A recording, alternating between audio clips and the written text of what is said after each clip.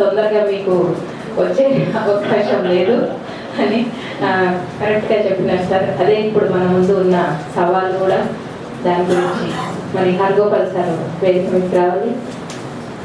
ఒక విధ్వంసం అవుతుందని ఆ గుట్టల గురించి మహమ్మద్ ఖాన్ గారు కూడా చెప్పారు.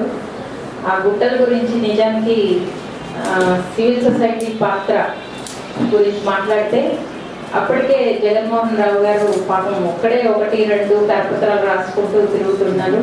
హెచ్ఆర్ఎఫ్ వాళ్ళు పనిచేస్తున్నారు. మేము నలుగురం ఒక బ్యానర్ పట్టుకొని పోతే చాలా విచిత్రంగా ఊర్లో దొంగలు పడ్డట్టు చూస్తున్నారు 5 సంవత్సరాల క్రితం.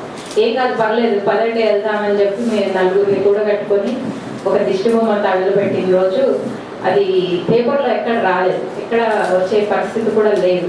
అదే 4 సంవత్సరాల తర్వాత మెల్లగా ఆర్టీఐ వేసి ఇన్ఫర్మేషన్ ఇచ్చి కరపత్రాలు విస్తృతంగా పంపించి నాకు ఇంకా బాగా గుర్తుంది. రామ్దేవ్ బాబా ఒక పెద్ద మీటింగ్ పెట్టినారు. అక్కడ కొన్ని వేల మంది ఒక గ్రౌండ్లో వచ్చినారు.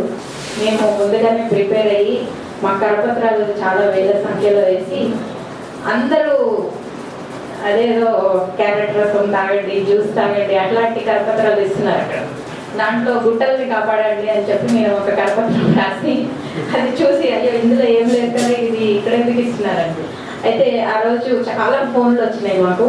నిజానికి ఇంత విధ్వంసం ఉందా, ఈ గుట్టలు పోతే ఇట్లా అవుతుందా అని చెప్పి చర్చ మొదలయ్యి ఇప్పటికీ కొంచెం సంతోషం ఏమవుతుందంటే ఊర్లో స్వచ్ఛందంగా అక్కడ ఉన్న యువత వాళ్ళు అంటే ఇంకా మాట్లాడకుండా ఉండలేని పరిస్థితికి వచ్చింది.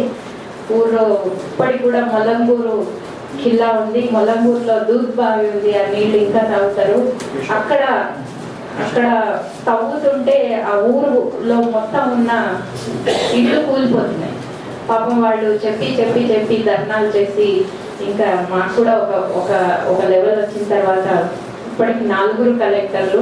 తెలంగాణ గిఫ్ట్ ఏంటంటే నిన్న కాక మొన్న ఒక 16 గుంటలకు మళ్ళీ పర్మిషన్ ఇచ్చిండ్రు.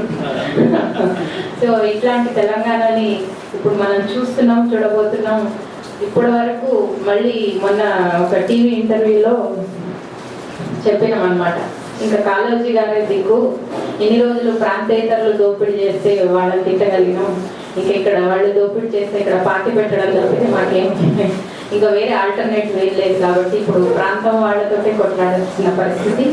హర్గోపాల్ సార్ గారిని ఈ గుట్టల విధ్వంసం పుస్తకం పేరుకుమార్ సార్ వాళ్ళ నగలు తీసుకొస్తున్నారు. దీన్ని ఇనాగరేట్ చేయాల్సింది.